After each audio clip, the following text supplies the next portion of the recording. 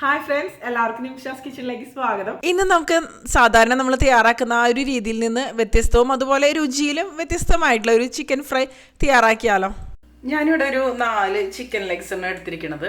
ഇത് ഇതുപോലെ വരഞ്ഞെടുത്തിട്ടുണ്ട് കേട്ടോ. നന്നായിട്ട് കഴുകിയതിന് ശേഷം വെള്ളമൊക്കെ നന്നായിട്ട് മാറ്റി കളഞ്ഞിട്ടുണ്ട്. ഇനി ഇതൊന്ന് നമുക്ക് മാരിനേറ്റ് ചെയ്തെടുക്കാം.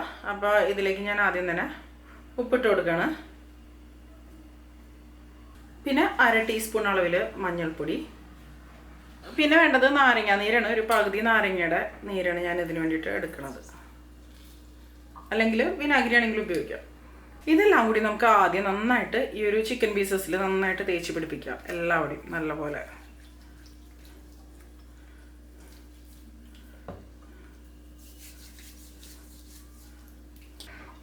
ഇത് നമുക്കിനി മാറ്റി വയ്ക്കാം. ഒരു അരമണിക്കൂർ സമയം ഞാനിത് മാറ്റി വയ്ക്കേണ്ട കേട്ടോ. അപ്പോഴാണ് ഇതിൽ നന്നായിട്ട് പിടിച്ചു വരല്ലോ. ആ ഒരു സമയം കൊണ്ട് നമുക്ക് ഇതിന് വേണ്ട ഒരു മസാല തയ്യാറാക്കാം. പിന്നെ ഞാനിവിടെ ഒരു പാൻ എടുത്തിട്ടുണ്ട്. ഇതിലേക്ക് നമുക്ക് മുഴുവനോട് കൂടിയ മല്ലി ഇട്ട് കൊടുക്കാം. ഞാനൊരു 1.5 ടേബിൾ സ്പൂൺ അളവിലാണ് ചേർക്കുന്നത്. പിന്നെ മുഴുവനോട് കൂടിയ കുരുമുളക്, ഇതൊരു 1/2 ടേബിൾ സ്പൂണേ ചേർക്കുന്നുള്ളൂ. ഒന്ന് ഇളക്കി കൊടുക്കാം. പെരിഞ്ജീരകം 1 ടീസ്പൂൺ അളവിലാണ് ഞാൻ ചേർക്കുന്നത്. പിന്നെ ഒരു 3 ഗ്രാമ്പു എടുത്തിട്ടുണ്ട്. പിന്നെ ഒരു 2 കഷ്ണം കറുകപ്പട്ട, ചെറിയ കഷ്ണമാണ്. 2 ഏലക്കായ എടുത്തിട്ടുണ്ട്. പിന്നെ ഒരു 9 വറ്റൽമുളക്, സാധാരണ ഉണക്കമുളകാണ് കേട്ടോ. ഇതെല്ലാം നമുക്ക് ഇതിലേക്ക് ഇട്ട് കൊടുക്കാം. ഇതെല്ലാം കൂടി നമുക്ക് നന്നായിട്ടൊന്ന് റോസ്റ്റ് ചെയ്തെടുക്കണം. ഇതിപ്പോൾ എല്ലാം കൂടി നല്ലൊരു മണം വരുന്നുണ്ട്. നന്നായിട്ട് റോസ്റ്റ് ആയിട്ട് വന്നിട്ടുണ്ട്. ഇത് മതി. ഇത് നമുക്കൊന്ന് തണുക്കാൻ വേണ്ടിയിട്ട് മാറ്റി വയ്ക്കാം. ഈ ഒരു സമയം കൊണ്ട് നമുക്ക് ഇതിലേക്ക് കുറച്ച് വെളിച്ചെണ്ണ ഒഴിച്ച് കൊടുക്കാം കേട്ടോ. 1 ടേബിൾ സ്പൂൺ വെളിച്ചെണ്ണ ഒഴിച്ചിട്ടുണ്ട്. ഇതിലേക്ക് നമുക്കൊരു 8 അല്ലി വെളുത്തുള്ളി ഇട്ട് കൊടുക്കുക. ഇതിപ്പോൾ വലുതും ചെറുതൊക്കെ ഉണ്ട്, അതാണ് ഞാൻ കൂടുതൽ ചേർത്തിരിക്കുന്നത്. പിന്നെ വേണ്ടത് ഇതുപോലൊരു മീഡിയം സൈസിലുള്ള ഒരു കഷ്ണം ഇഞ്ചിയാണ്. ഇതൊന്ന് മുറിച്ചിട്ട് കൊടുക്കാം. അതുപോലെ ഒരു സവാളയും കൂടി ഇതിലേക്ക് ഞാൻ ചേർക്കുന്നുണ്ട്. ഇതൊന്ന് വലിയ കഷ്ണങ്ങളായിട്ടൊന്ന് മുറിച്ചിട്ട് കൊടുത്താൽ മതി.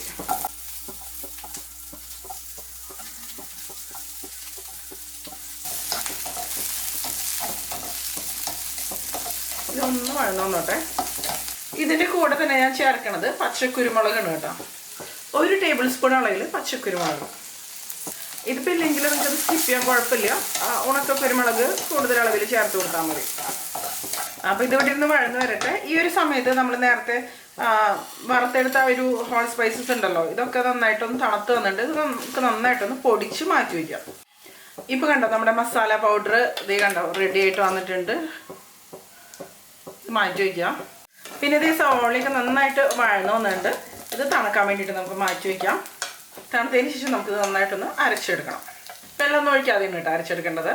പിന്നെ ഞാനിവിടെ ഒരു പാൻ എടുത്തിട്ടുണ്ട്. ഇതിലേക്ക് നമുക്ക് കുറച്ച് വെളിച്ചെണ്ണ ഒഴിച്ച് കൊടുക്കാം. ഒരു 2 ടേബിൾ സ്പൂൺ മതി.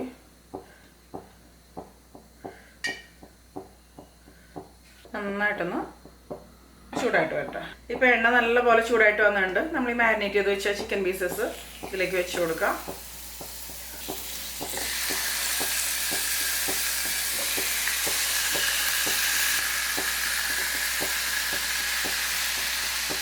ഇത് നന്നായിട്ടൊന്ന് ചൂടായിട്ട് വന്നോട്ടെ. ഇപ്പോൾ ഇതിൻ്റെ ഉള്ളിൽ നിന്ന് കുറച്ച് വെള്ളമൊക്കെ പുറത്തോട്ട് വരുന്നുണ്ട്.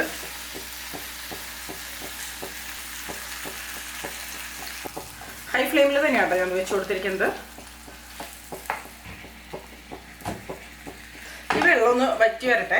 തിരിച്ചിട്ട് കൊടുത്തതിന് ശേഷം നമ്മൾ ഇതിലേക്ക് ചേർക്കണത് നേരത്തെ പൊടിച്ച് വെച്ച ഒരു മസാല ഉണ്ടല്ലോ, അതാണ് കേട്ടോ. എല്ലാവരുടെയും ഇതുപോലെ ഒന്ന് ഇട്ട് കൊടുക്കാം.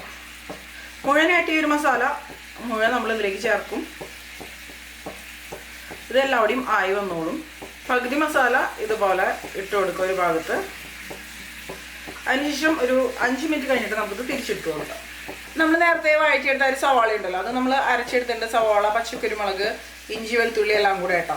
അതിൻ്റെ ഒരു പേസ്റ്റും കുറച്ച് നമുക്ക് ഇതിൻ്റെ മുകളിലേക്ക് ഇതുപോലെ ഒന്ന് സ്പ്രെഡ് ചെയ്ത് വെച്ച് കൊടുക്കാം.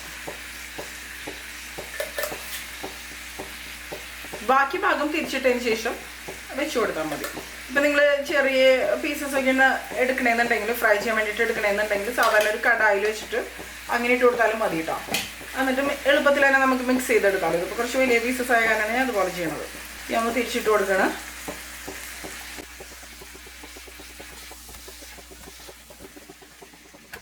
തിരിച്ചിട്ട് എടുത്തതിന് ശേഷം ബാക്കി മസാല നമുക്ക് ഇതിൻ്റെ മുകളിലേക്ക് ഇട്ട് കൊടുക്കാം കേട്ടോ. ഇത് മുഴുവനായിട്ട് ഞാൻ ഇതിലേക്ക് ഇട്ട് കൊടുത്തിട്ടുണ്ട്. പിന്നെ ബാക്കിയുള്ള ഒരു സവോളയുടെ പേസ്റ്റ് ഉണ്ടല്ലോ, അതും ഇതിലേക്ക് തന്നെ നമുക്ക് വെച്ച് കൊടുക്കാം. ഇത് തിരിച്ചു മറിച്ചിട്ട് കൊടുക്കുന്ന ഒരു സമയത്ത് എല്ലാവരും ഒരുപോലെ എന്താ പറയുക ഒരുപോലെ ആയി വന്നോളുണ്ട് മസാല കാര്യങ്ങളെല്ലാം. ഇടയ്ക്ക് നമുക്കിതൊന്ന് തിരിച്ചിട്ട് കൊടുക്കണം.